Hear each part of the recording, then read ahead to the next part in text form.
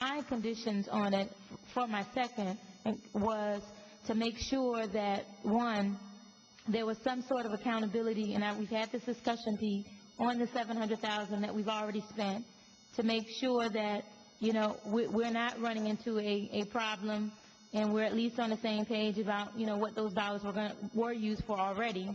And then the $100 million that was communicated that was necessary in order for the county to provide the dollars that it needed to, and you mentioned today you had $35 million already raised. And they're not just pledges. The first payments have been made. We have them in the bank. These are 5-year pledges, just like from very important people that you know.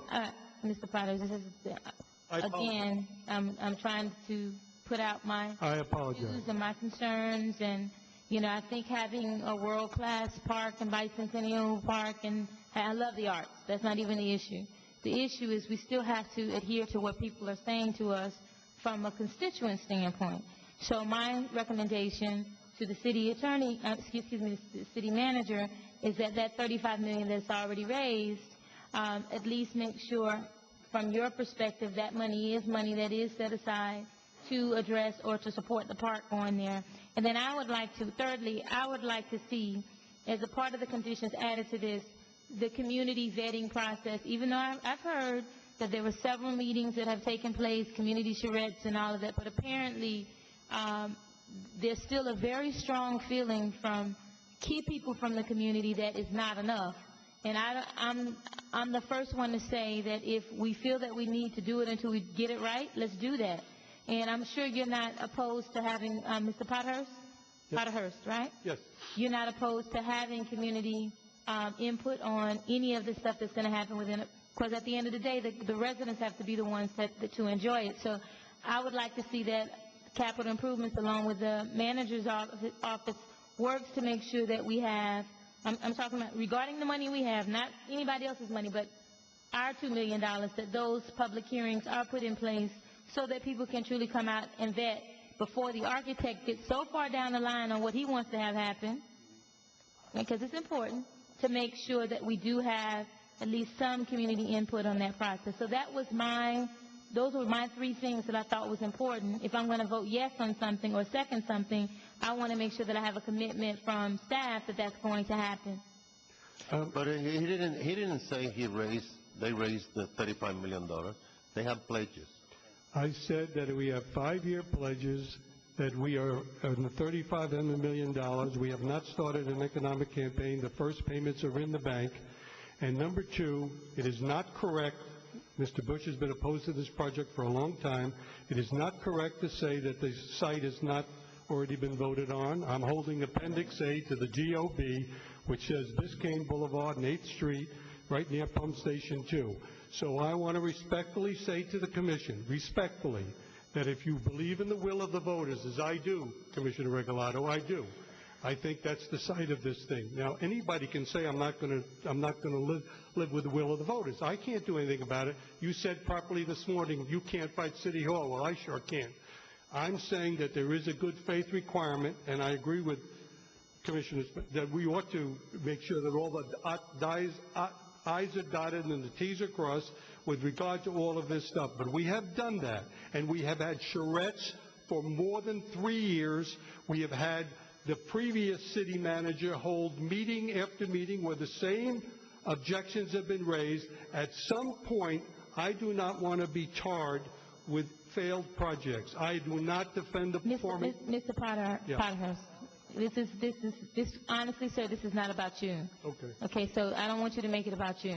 What I'm simply saying, those are the 3 conditions that I would like to have added to my $2 million, or me supporting $2 million, or whatever dollar amounts are going to be supported towards the project. And they're reasonable, and I intend to meet with the city manager and to fulfill those 3 conditions, which I think in part we've done, but to follow it up and do exactly what you've said, which is appropriate oversight, and I think we need to do everything we can to make sure that occurs. And just be mindful, 2 of the commissioners sitting up here, while you might have had many charrettes in the past, 2 of the commissioners that are sitting here were not a part of that process. So I personally, even though it's technically not in my district, but it is a citywide park, I would like to make sure that at least the residents of my district have the opportunity to have input on the park that's going to take place. So that was a part of my condition. That's it. I'm closing the public hearing. We haven't gave the district commissioner an opportunity to speak. Mr. Sarnoff, Commissioner Sarnoff, I'm sorry. I might be demoted. You have the floor, sir. First off, Mr. Potters, what I was intending on doing was actually making a motion to defer. I know you don't want to hear that, but we had met early this morning, and you had told me something that was very important to me, which was that the voters actually site-specifically chose this particular venue. And then I have the actual name and I have the actual vote in front of me, and it doesn't even address the site-specific. It's Appendix A to that vote. Not what the voters saw, sir. What the voters saw was not a site-specific place. What the voters saw was just the requirement of the actual bond itself. And if you looked at the resolution that the county passed, and that's 919-04, there was the site-specific there. The voters never had the opportunity when they went to their touchmatic machines to look at those. I thought it was important for my benefit because I don't mean to rain on anyone's dream, and I don't mean to rain on anyone's parade coming in here as a city commissioner that has seen practically nothing but one public hearing on this to address it in this manner. But I'm forced to do so.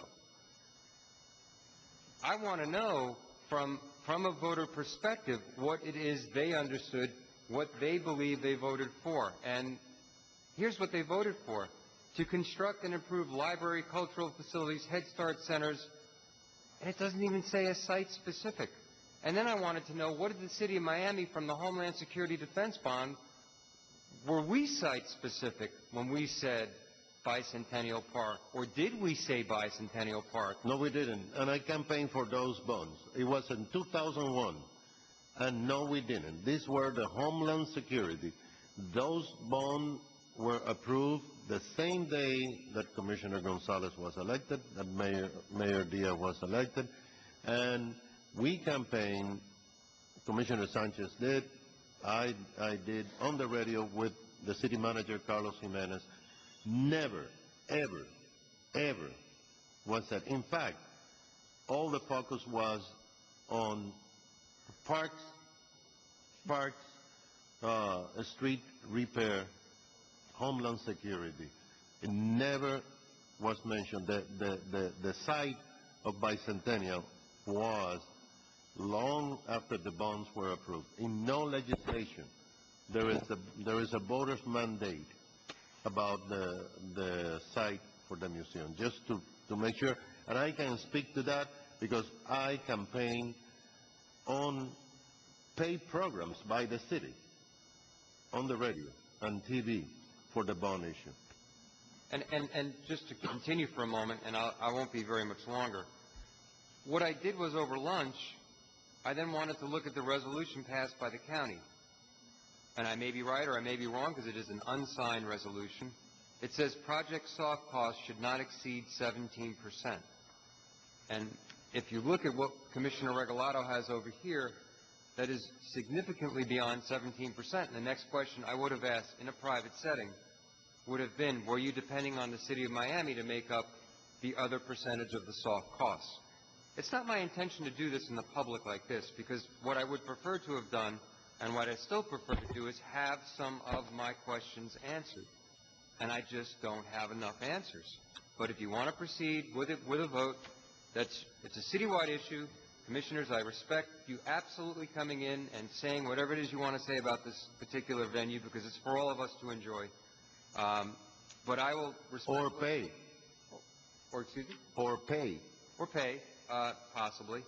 But I think if I was able to sit down with Mr. Potthurst, and if I was able to sit down with them and have a longer discussion than I had briefly this morning, and I apologize it didn't happen sooner, I would feel in a better position to understand not only the economics, but the site selection of this particular venue. I'm a person that has not been very impressed or favored with two particular museums at this site. It's just a perspective that I could be changed upon. I'm not recalcitrant in that position.